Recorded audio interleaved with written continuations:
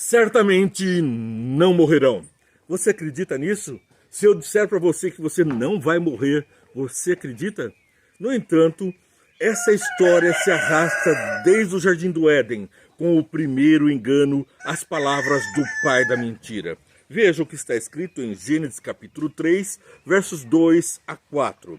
Respondeu a mulher à serpente: podemos comer do fruto das árvores do jardim? Mas Deus disse: não coma do fruto da árvore que está no meio do jardim, nem toquem nela, do contrário, vocês morrerão. Mas o enganador se antepôs. Então vem, a mulher sai em defesa de Deus, mas vem o enganador. Disse a serpente à mulher, verso 4, certamente não morrerão. Não morrerão é a promessa, mas Eva está morta, Adão está morta. Meus queridos, jazem a sepultura e também nós temos uma expectativa ingloriosa. A morte anda no nosso encalço. Temos, todavia, uma grande e maior esperança. Não nas fábulas, nas ideias, nas culturas, nos grandes filósofos que tentam discernir a morte como um outro passo, uma outra forma de existência imaterial, ou, quem sabe, uma forma de identidade com os deuses. Nós vemos Platão, Sócrates, Fédon, vários filósofos tentando dar uma outra conotação para a morte. Enfeitar, colocar uma pérola na boca da porca, da serpente, sobre a consequência do pecado, trazer uma alusão à inconsequência da desobediência. Porque enquanto Deus diz na Bíblia, o salário do pecado é a morte, Satanás diz, certamente não morrerás. Enquanto Deus diz que guarde os meus mandamentos e tenha uma vida feliz aqui e agora, Satanás diz, não morrerás, não precisa guardar os mandamentos, você deve fazer o que você quer. Use o livre-arbítrio que Deus te deu para ser não livre, mas libertino. Ah, República de Platão, Sócrates, a pergunta de Glauco, ainda não percebeste que a alma é imortal? Diziam eles, mas todos eles jazem a sepultura. Bem, nós vemos então que Deus ratifica, reitera, confirma a sua mensagem, certamente morrerás, em vários trechos e palavras da Bíblia. Em Salmos capítulo 115, versos 17 e 18, nós temos a explicação sobre a morte. Os mortos não ouvem o Senhor, tampouco nenhum deles descem ao silêncio. Mas nós bendiremos ao Senhor desde agora para todo sempre. Aleluia. Tampouco nenhum dos que descem ao silêncio. Então, os mortos, vou repetir, os mortos não louvam o Senhor, tampouco nenhum dos que descem ao silêncio. Mas nós bendiremos ao Senhor desde agora e para sempre. Aleluia. Aqui uma dupla conotação. É morto quem não louva a Deus, mas também aquele que morre não consegue mais louvar a Deus. Isso é o que vamos ver na explicação do próprio salmista Davi, no capítulo 146, verso 4. Quando o espírito deles se vai, eles voltam ao pó. Naquele mesmo dia, acabam-se seus planos. És pó e ao pó tornarás, foi a palavra de Deus em Gênesis. Mas a esperança de uma vida nos enche de grande aspiração. Não fomos feitos para morrer. O Éden, fomos colocados para experimentar uma vida abundante, plena e eterna com Deus. Mas o pecado trouxe a separação da fonte da vida e experimentamos então o dissabor da morte, a tristeza pela morte. Agora, compreendendo isso, a ilusão de uma vida etérea enche o coração, mas nós temos uma esperança de uma vida eterna real. Veja o que nos diz a sequência do Mateus capítulo 10, verso 28. Aqui nós temos as palavras do próprio mestre. Não tenham medo dos que matam o corpo, mas não podem matar a alma. Antes tenham medo daquele que pode destruir tanto a alma como o corpo no inferno. Haverá um juízo, haverá um inferno. A morte aqui é a sina dos pecadores. Mas, no entanto, nós sabemos de algumas pessoas como Elias, não experimentaram a morte. Outras, como Moisés, morreram e foram ressurretos. Quando Jesus morreu e ressuscitou, milhares de almas subiram como testemunho da sua vitória, tanto para Jerusalém como para o mundo, como também para os céus, e estão junto com você e comigo, aguardando esse novo céu e essa nova terra. Nós temos uma esperança para depois da morte, que é confirmada pela ressurreição do próprio Jesus, que morreu no meu lugar, pagou o preço pela morte e agora garante a vitória pela salvação do pecado. Aqui agora você é salvo do pecado. Pode deixar este pecado acalentado no coração, ter uma mudança de vida, experimentar uma vida que começa a eternidade aqui agora, uma vida com Deus. E então ter uma nova perspectiva, uma nova visão, como está em João capítulo 5, 27, 28 e 29. Vamos então a João capítulo 5, versos 27, 28 e 29. Aqui começa. E deu-lhe autoridade para julgar, porque é o Filho do Homem. Então nós temos aqui, eu vou ler a partir do 26. Pois da mesma forma como o Pai tem vida em si mesmo, portanto a fonte de vida é Deus, ele concedeu ao Filho ter vida em si mesmo. O Pai é a fonte da vida, o Filho é a fonte da vida também.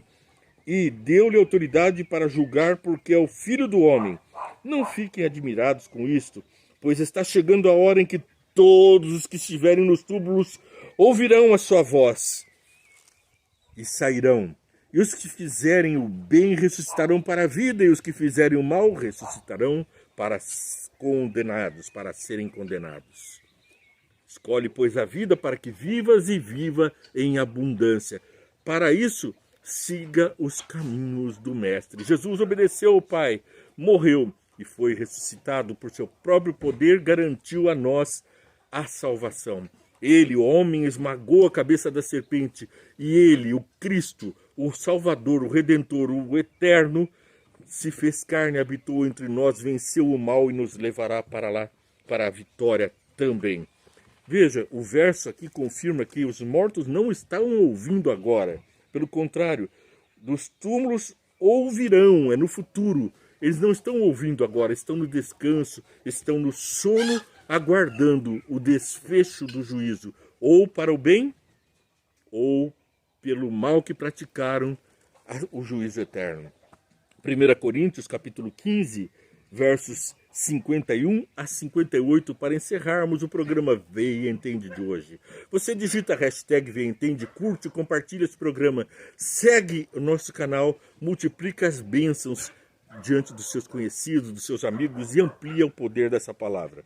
1 Coríntios, capítulo 15, versos 51 até o verso 58. Irmãos, eu lhes declaro que a carne e sangue não podem herdar o reino de Deus, nem o que é perecível pode herdar o imperecível. Eis que eu lhes digo um mistério. Nem todos dormiremos, mas todos seremos transformados. Num momento, num abrir e fechar de olhos, o som da última trombeta, pois a trombeta soará, os mortos ressuscitarão incorruptíveis, e nós seremos transformados. Portanto, os meus queridos parentes que dormem no pó da terra não ouvem, não planejam, não louvam, mas aguardam o chamado na sepultura, porque em sua justiça, na luz que tiveram, vão ser julgados. E agora, Jesus vem, toca a trombeta, os mortos ressuscitam incorruptíveis e nós seremos, transformados. Chega de pecado, chega de maldade, chega de coisas que nos levam para a morte, apenas a luz e a glória. Pois é necessário que aquilo que é corruptível se revista da incorruptibilidade, aquilo que é mortal se revista da imortalidade. Quando, porém, o que é corruptível se revestir da incorruptibilidade e o que é mortal da imortalidade, então se cumprirá a palavra que está escrita: a morte foi destruída pela vitória. A vitória que nós encontramos em Cristo, uma vida nova, transformada.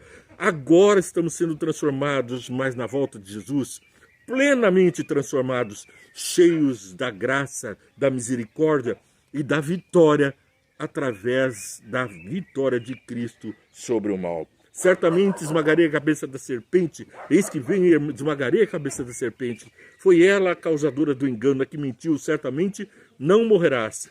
Agora, os mortos ressurretos vão confirmar a sentença da serpente. Onde está a morte, a sua vitória? Onde está a morte, o seu aguilhão? O aguilhão da morte e o pecado, e a força do pecado é a lei. Repito, o aguilhão da morte, o espinho da morte, é o pecado. E o pecado, e a força do pecado é a lei. Por quê? Porque pela lei nós tomamos conhecimento do pecado. Então a morte ganha força, mas a graças, verso 57, graças a Deus que nos dá a vitória por meio do nosso Senhor Jesus Cristo. Portanto, meus amados irmãos, mantenhamos firmes e que nada os abale. Sejam sempre dedicados à obra do Senhor, pois vocês sabem que no Senhor o trabalho de vocês não será inútil. O trabalho de vocês, curtir, compartilhar, seguir a programação, não é um trabalho inútil. Faz as mídias sociais alcançarem mais e mais longe e mais pessoas. Assim como você orando por nós, nós unidos em oração, estaremos também compartilhando da graça do Pai. Vamos orar? Pai amado, nos colocamos diante de Ti com um pedido de bênção especial para todos que estão assistindo e participando. Ilumina nossa mente para que nós saiamos do engano, dos enganos de Satanás e possamos participar das maravilhosas promessas da Tua luz e da promessa que está prestes a ser cumprida de trazer de volta mamãe, tios, vovó, vovô, todos aqueles que amamos e que estamos separados deles pela sepultura, pela morte. Mas unidos contigo esperamos por nova vida, por ressurreição, pela uma transformação do nosso ser, para vivermos na tua glória, por tua graça, por teu amor. Pelo que já de antemão te louvamos e peço essa bênção também da certeza, da confiança e da transformação aqui agora para mim e para os meus amigos que estão assistindo, em nome de Jesus. Amém. Paz e graça, Deus te abençoe muito.